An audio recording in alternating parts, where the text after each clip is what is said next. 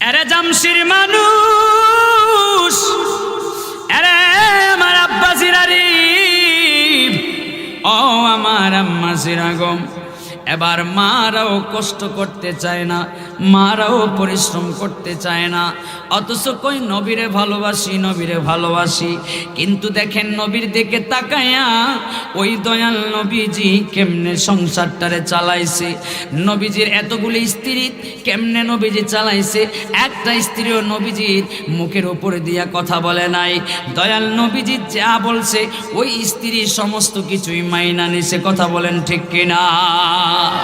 সব মাইনা নিছে। আর আমগর স্ত্রীরা মানতে চায় না। জামাই একটা কইলে এটার উপরে আরো 3 কথা শোনায় দেয়। কথা বলেন। আমি 2টা আয়াত পড়ছি, 2টা আয়াতের ভিতর দিয়ে আজকের ওয়াজ চলতেছে। আল্লাহু আকবার।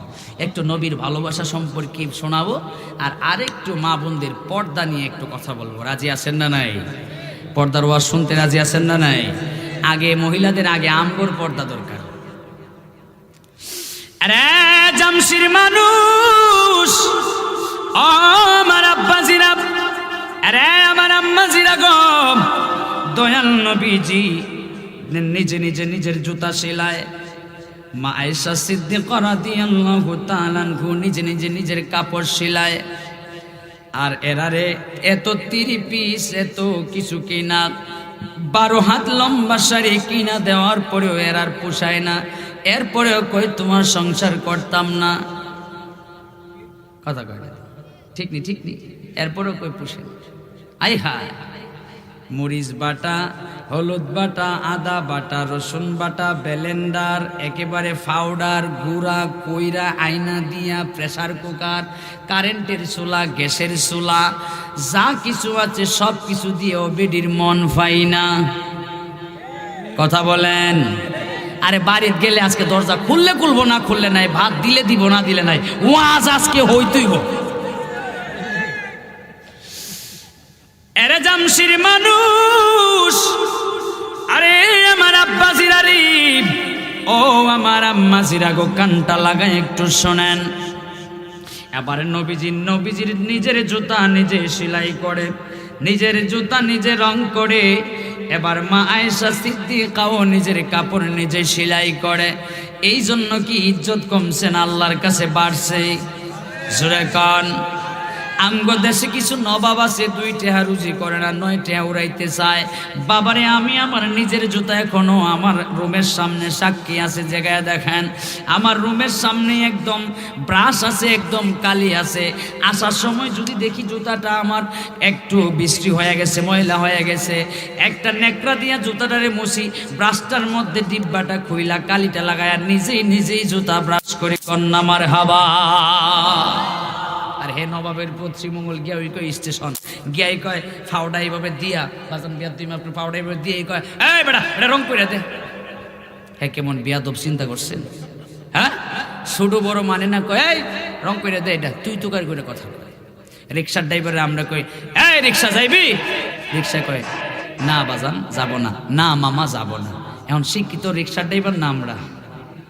হ্যাঁ, আমরা শিক্ষিত, বাট লেখাপড়া শিক্ষিত, কিন্তু এই রিক্সাওয়ালা মামা হচ্ছে প্রকৃতপক্ষে শিক্ষিত। কথা বলেন।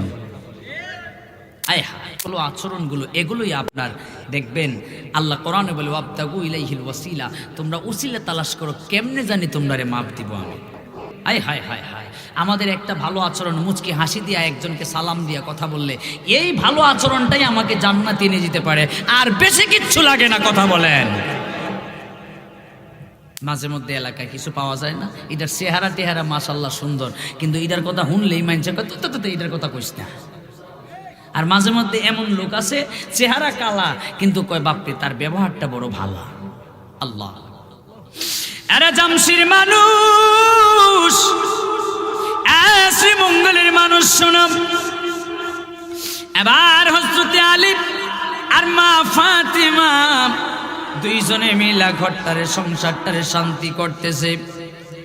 এবার আলী মা ফাতেমা এই দুইজনের সংসারের মধ্যে অভাব আর অনটন। কেমন অভাব আর অনটন?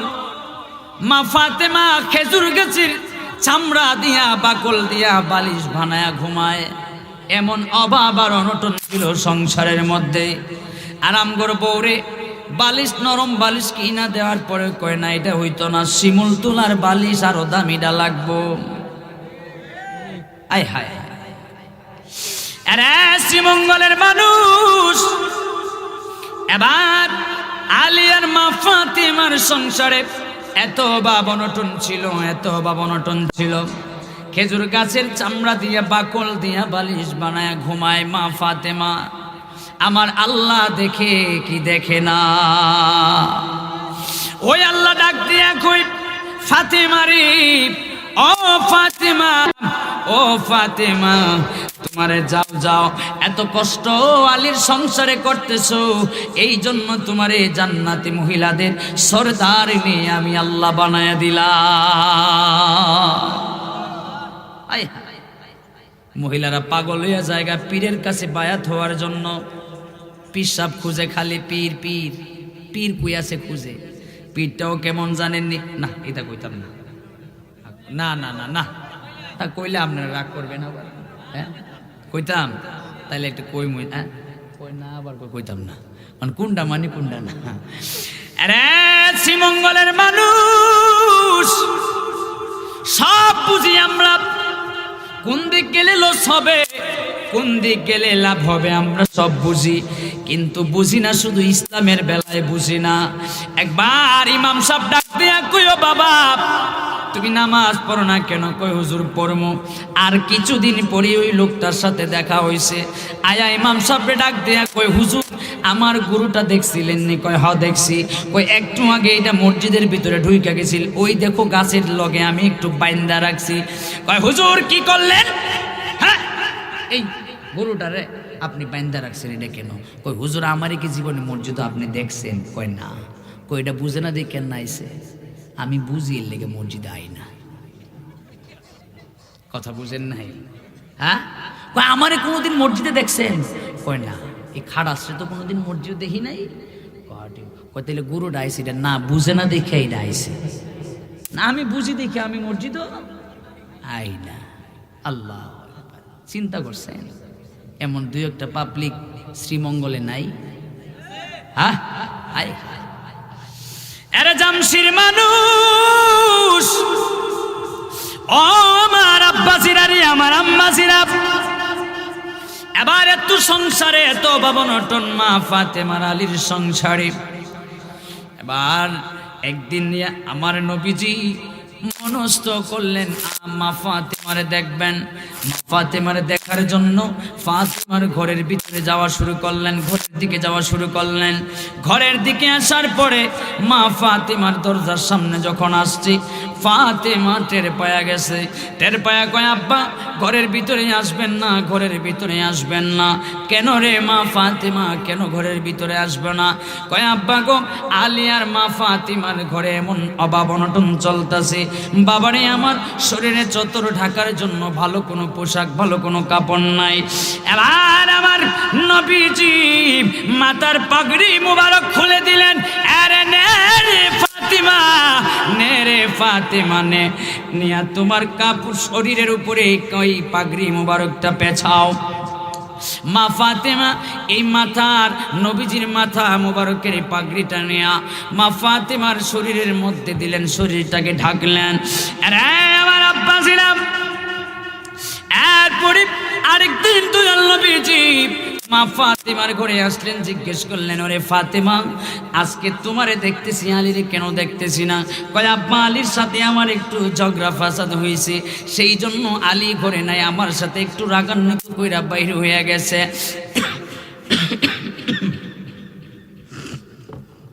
আল্লাহুম্মা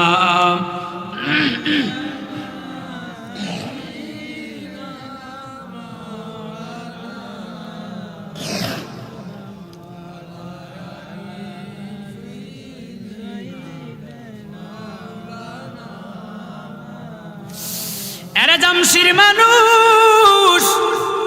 এবার নবী কই কোন দিকে গেছে আলী? কয় বাবা ঘাট থেকে বের হয়ে এইদিকে গেল, আমি দেখেছি। কই দিকে গেছে তুমি দেখছো। এবার নবীজি জামাই রে খুঁজে, জামাই আলী রাদিয়াল্লাহু তাআলা ঘুরে খুঁজে, খুঁজতে খুঁজতে মরুভূমির বালুর মধ্যে পড়ে আছে আলী। যায় কয় আলী আসো, আলী রে এদিক দিয়ে টানে, আলী ওই দিক দিয়ে মুখ ঘোরায়, আবার আলী রে টানে, আলী দিক দিয়ে মুখ ঘোরায়। আমার নবী কয় আলী ওঠো। আমার নবীজি আলী রে নিয়ে চলে গেলেন ঘরের ভিতরে যায়া, এই পাশে আলী, এই পাশে ফাতেমা। আমার নবীজি মাঝখানের মধ্যে শুইলেন। শুয়া জামাইরেও বুঝায়, ফাতেমারেও বুঝায়, বুঝায় দুইজনে বুঝাইতেছে আর দুইজনের সংসারের মধ্যে শান্তি ফিরায় আনতেছে। এমন শ্বশুর কি আমাদের সমাজে এখন আছে? আসিনি কই আছে? হ্যাঁ আছে, মনে বিয়েই করছে না এখনো, এমন তালটা বুঝছে না তো। আরে বাপরে বাপ, একটা ওই যে কি কয় ফেসবুকে একটা ওই যে কম ভিডিও ছাড়ে যে একটা টিকটক, এই টিকটক যে আছে না, ওই ফেসবুকে এসে উঠছে। কারণ এটা কয় আচ্ছা বলেন তো, বিয়ের আগে পুরুষের শরীরে হলুদ কেন লাগানো হয়? ওই যে গায়ে হলুদ করে, হলুদ টলুদ লাগায়, এটা গোসল টোসল করায় না? আর বলেন তো, বিয়ের আগে পুরুষের গায়ে হলুদ কেন লাগানো হয়? এটা কোরআন হাদিসের কথা না, কিন্তু এটা টিকটকের কথা আর কি। কেন লাগানো হয়? এই জন্য লাগানো হয়, যেই কারণে মাছ ভাজি করবার আগে, বিরান করবার আগে মাছের গায়ে হলুদ লাগানো হয়, ঠিক পুরুষদেরকে বিয়ের আগে এই কারণেই হলুদ লাগানো হয়। নাউজুবিল্লাহ বলতেন না? মানে হের কথা হইল যে ওইটাও বিরান হয়েছে করাইতে পরে, আর এইটা বিরান হইবে বিয়ের পরে। কথা বলেন ঠিক? অথচ বিয়েটা হচ্ছে আমার নবীজির একটা পরিপূর্ণ একটা সুন্নত। বলে বলেন সুবহানাল্লাহ। বিয়ে করবার ওই জায়গায় মাঝে মধ্যে পরে দেখা যায় 2-4টা বাচ্চা সংসার লইয়া বড় যায় ঝামেলার মধ্যে যাইতেছে, আছে না এমন? আচ্ছা, এর আগে বিয়ে করবার লিগে বেড়া ভাঙ্গালায়, হ্যাঁ দরজা ভাঙ্গালায়, শোকেস বাইরে ভাঙ্গালায়, ওয়ার্ড্রোব ভাঙ্গালায় বাইরে। আব্বা না বিয়ে না করলে করতাম। আব্বা তুমি কত বছর বয়সে বিয়ে করছো? করে বাবা আমরা জামানা তো আরেক জাত আছিল, আমি তো বেটা 20 বছরই বিয়ে করছিলাম। আমার যে 25 হয়েছে এটা তোমার চৌক লাগে না? কয় ঠিক, তোর মতলব কি তারে? আরে জামশির মানুষ, ও আমার আব্বাজিরা, আল্লাহ রাব্বুল আলামিন পবিত্র কোরআনুল কারীমে কয়, ওয়া করনা ফি বুয়ুতিকুন্না ওয়ালা তাবাররাজনা তাবাররুজাল জাহিলিয়াতিল উলা।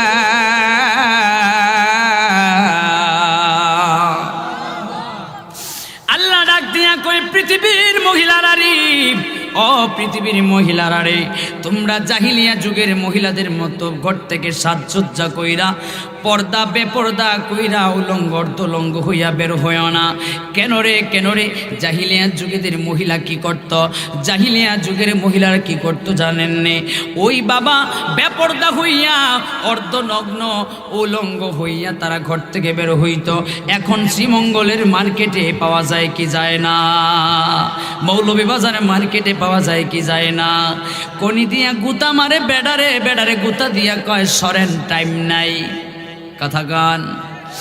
আরে জামশির মানুষ, ও জামশির আম্মাজিরা গো, পায়ে ধরে বলে দিয়ে যায় আর মহিলাদেরকে অনুরোধ করে বলে দিয়ে যায়, বাবারে বউরে মার্কেটে পাঠাবেন না, বাজার হাটে পাঠাবেন না। ও আম্মা গো, আপনি যদিও কোনো কারণে, অতি জরুরি কারণে আপনি ঘর থেকে বের হইতে হয়, পর্দা নিয়ে ঘর থেকে বের হইবেন। এমনভাবে বোরকা পরবেন যেই বোরকাটা পরলে আপনার শরীরের কোনো অঙ্গ বোঝা যায় না, কোনো অঙ্গ দেখা যায় না। এমনভাবে বোরকা পরবেন যেই বোরকা পরলে পর্দার খেলাপ হয় না।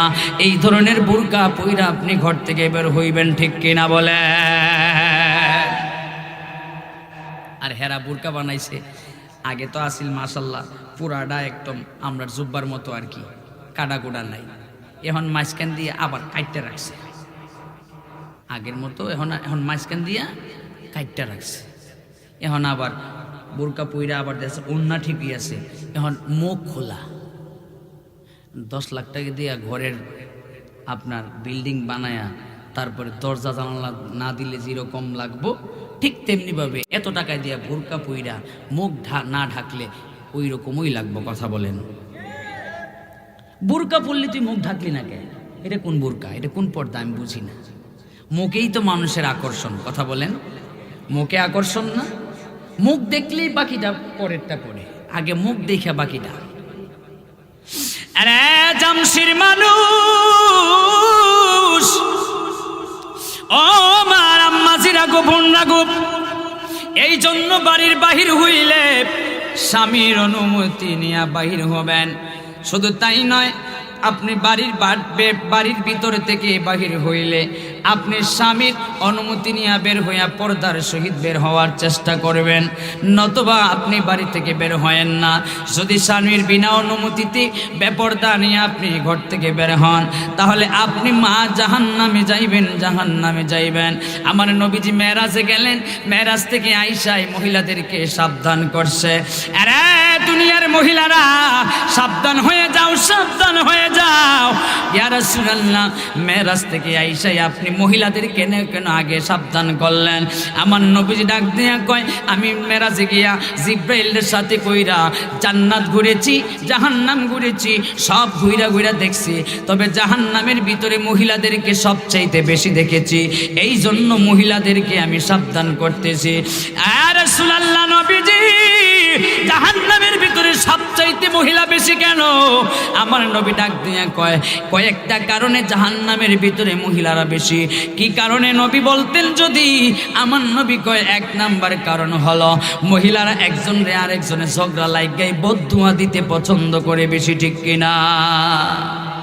নিজের শাশুড়িরে পর্যন্ত বদদুয়া দেয়, কয় ইডা কেড়ে মরে না। হ্যাঁ, আছে না, আছে না? শুধু তাই নয়, দুই বিডি মিল্লা ঝগড়া লাগলে একটা আর একটাই মিল্লা কয় তোর ফুটটা খাইয়া খালি হইস। কথা বলেন, এই বদদুয়াগুলো দেয়া যাবে না আম্মা, ও বোন, এই বদদুয়াগুলো দেয়া যাবে না। এই বদদুয়ার কারণেই মহিলারা বেশি জাহান্নামী হয়ে যায়। আরো কারণ আছে, এরা বাবার বাড়ি থাকলে বাবার কথা শুনে না, মার কথা শুনতে চায় না। সব না, কিছু বালা আছে না? নাই, বালা না থাকলে পৃথিবীটা তো এখনো খারাপ থাকে নাই। কথা বলেন, হাই হাই। এরা আবার স্বামীর বাড়িতে আসলে কয়টা মহিলা, কয়টা মেয়ে স্বামীর মানে দেখান একটু। স্বামীরে মানতে চায় না, স্বামীর কথা শুনতে চায় না। স্বামী রুজি করে মাসে 20,000, আর বউয়ের চাহিদা একলাই মাসে 30,000, ঠিক কিনা কম? এমন সাজা সাজে বেডি, বাপরে বাপ, সর্বনাশ। বেডির হাত কালা, পাও কালা, মুখ দলা, কি সাজছে রে? এমন দলা বিলাই হয়ে সাজে। হাই হাই, তারা সাজলে আরো বেশি বিশ্রী লাগে। কোত্থেকে সাজছ আম্মা? তোমার সম্পূর্ণ সাজা, আমি অবৈধ বলি না, সাজা বৈধ, কিন্তু ওই সাজা তো একমাত্র তোমার স্বামীর জন্য। ওই সাজা দেখা যদি স্বামী বলে আজকে তোমাকে অনেক সুন্দর লাগতেছে, আম্মা তুমি জান্নাতি মহিলা, জান্নাতি মহিলা, জান্নাতি মহিলা। কথা বলেন ঠিক কিনা? আর ওই সাজা দেখা যদি পরপুরুষ কয়, আহ মহিলাটা অনেক সুন্দর, তাহলে তুমি জাহান্নামী মহিলা, জাহান্নামী মহিলা, ঠিক কিনা বলেন? আরে জামশির আম্মাজিরা গো, ও শ্রীমঙ্গলের আম্মাজিরা, ভালো হইছে আগেই খাওয়া দাওয়া করে লাইছি। যদ্দূর পারি দূর ওয়াজ দিয়া যায়, কারণ আমার খাওয়ান শেষ, ঠিক না? আরে আমার আম্মাজিরা গো, আমার বোনেরা শোনেন গো, শোনেন, কানটা একটু খাড়া কইরা দিয়া শোনেন।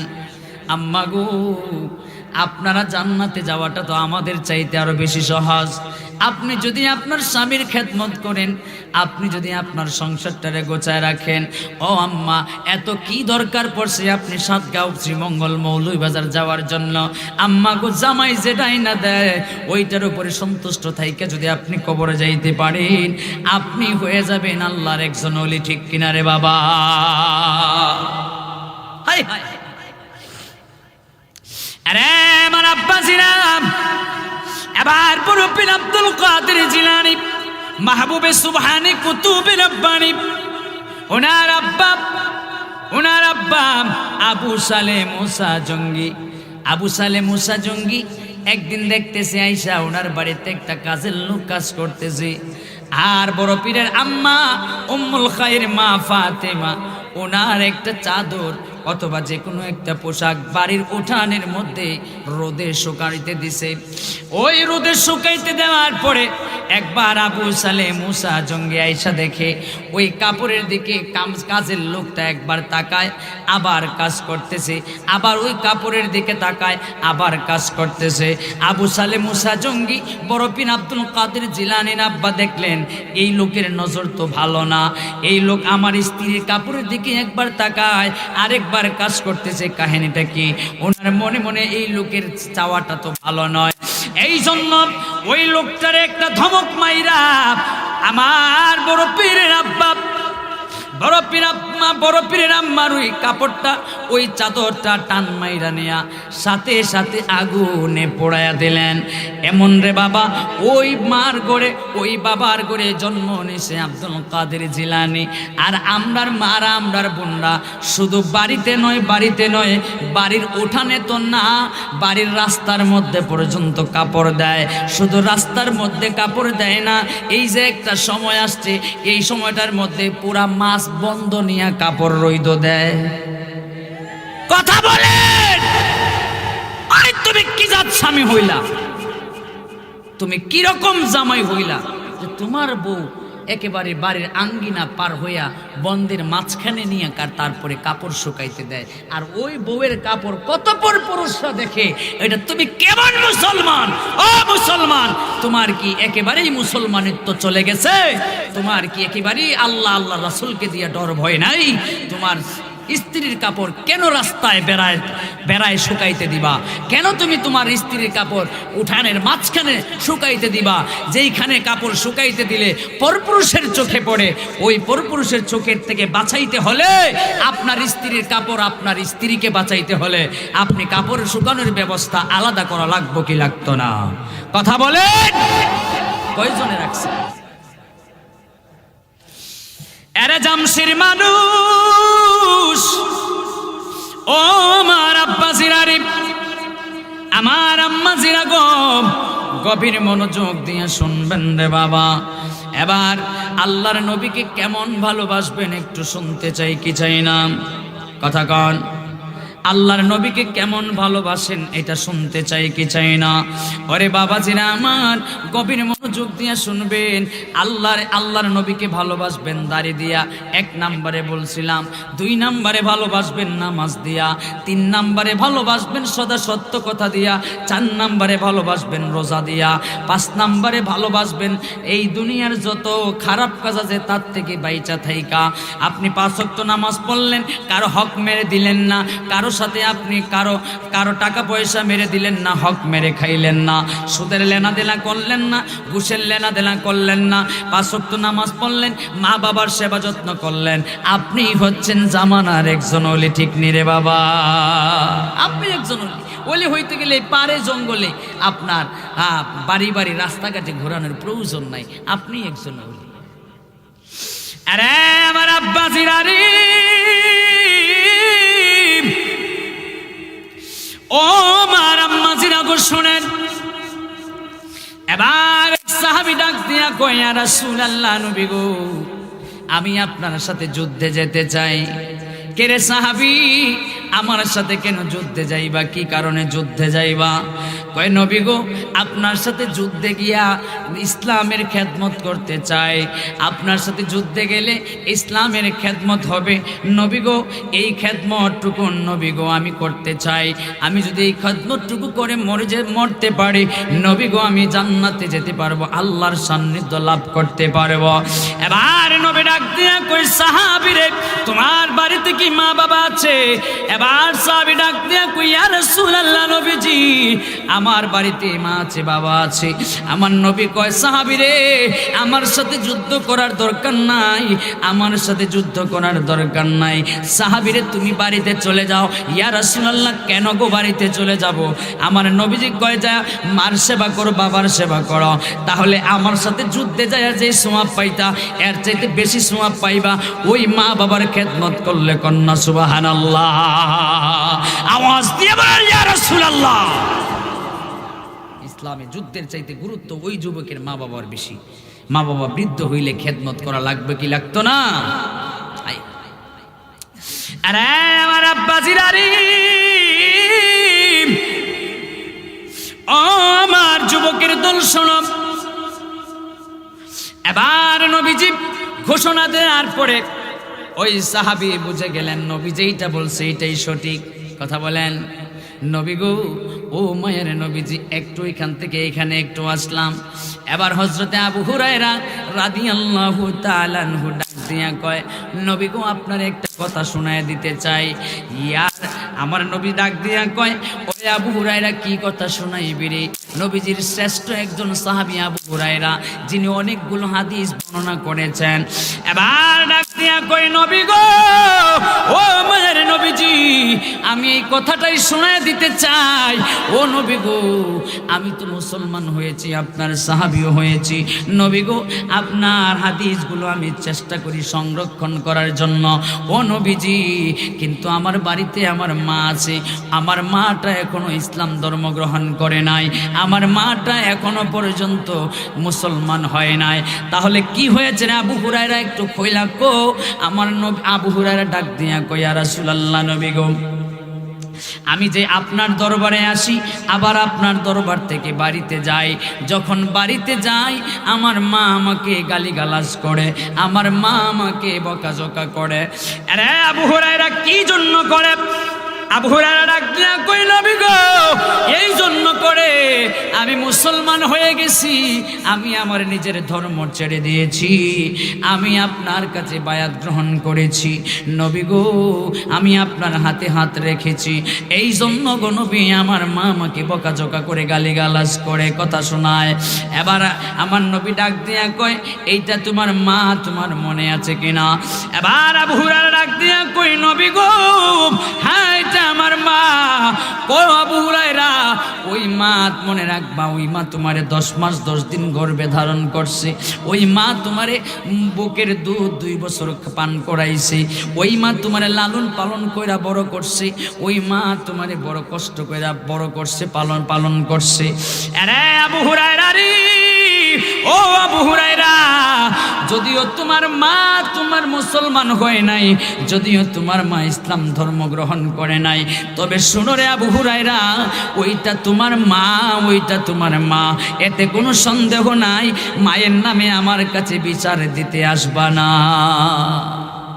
মা মুসলমান না হইলেও বিধর্মী হোক, যেটাই হোক, ওইটা তোমার মা 10 মাস 10 দিন 2 বছর তোমার বুকের দুধ খাওয়ায় লালন পালন করাইছে। সুতরাং তোমার মায়ের নামে তুমি বিচার দিতে আসবা না। আরে জামশির মানুষ, ও মার আব্বাজিরা, এবার আবু হুরায়রা ডাক দিয়া কই, নবী গো, আমি আপনারে বিচার দিতে আসি না গো নবী। আমার মনে হয়েছে কথাগুলো আপনারা একটু শোনায় দেই গো নবী। আমার নবী কয়, আবু হুরায়রা রে, কথা শোনাও আর যাই শোনাই, যেটাই করো না কেন, তোমার মায়ের নামে আমাকে বিচার দিতে পারবে না। আজকালকার সমাজের মধ্যে এমনও সন্তান আছে, এমনও ছেলে আছে, এমনও পোলা আছে, যেই পোলায় মায়ের নামে গ্রামের মেম্বারের কাছে, চেয়ারম্যানের কাছে নালিশ করে। যেই পোলা মায়ের নামে বাবার নামে সম্পত্তির জন্য কোর্টের পর্যন্ত মোড় পর্যন্ত মামলা করে দেয়। যেই পোলা সম্পত্তির জন্য, যেই পোলা ধন সম্পত্তির আশায় থানায় পর্যন্ত বাপের নামে মামলা করে দেয়। যেই মা বাপি পুতে মিলাম কেস মামলা গায়ে আসে না নাই? কথা কোন আসে না নাই? আয় আরে আব্বাজিরারি, ও আমার যুবকের দল শোনো, পায়ে হাত রাইখা বলে দিয়ে যায়, যদি মা বাবা থাকে ওই মা বাবার সেবা করো, 5টা ওয়াক্ত নামাজ পড়ো, তাইলে জামানার একজন ওলি হয়ে যাইতে পারবা। আর যদি মা বাবা না থাকে তাইলে মা বাবার কবরটা তুমি একদিন পর পর জিয়ারত করো, পারলে প্রতিদিন জিয়ারত করো। একদিন পর পর পারবা না, সপ্তাহে একবার করো। সপ্তাহে একবার পারবা না, মাসে একদিন হইল তোমার মা বাবার কবরটা জিয়ারত করো। শোনো রে জামশির মানুষ, যদি মা বাবার কবরটা তুমি জিয়ারত বেশি বেশি করো, একটা লাভ, এই লাভটা কি জানুনি? ওই লাভটা হলো তুমি মারা যাবার পরে তোমার সন্তানরাও তোমার কবরটা খুঁজা খুঁজা যায়া ওই তোমার কবরটা জিয়ারত করবে। আর যদি তুমি তোমার মা বাবার কবরটা জিয়ারত না করো, তাহলে তোমার কবর তোমার সন্তানরা জীবনে যায়া পারাও দিবে না। ঠিক কিনা বলে? কোনো শিক্ষা দীক্ষা নাই আমাদের, কোনো শিক্ষা দীক্ষা নাই। আজকাল কি পোলাগুলো দৌড়ায়, কোন জায়গায় গান হয়, কোন মাজারে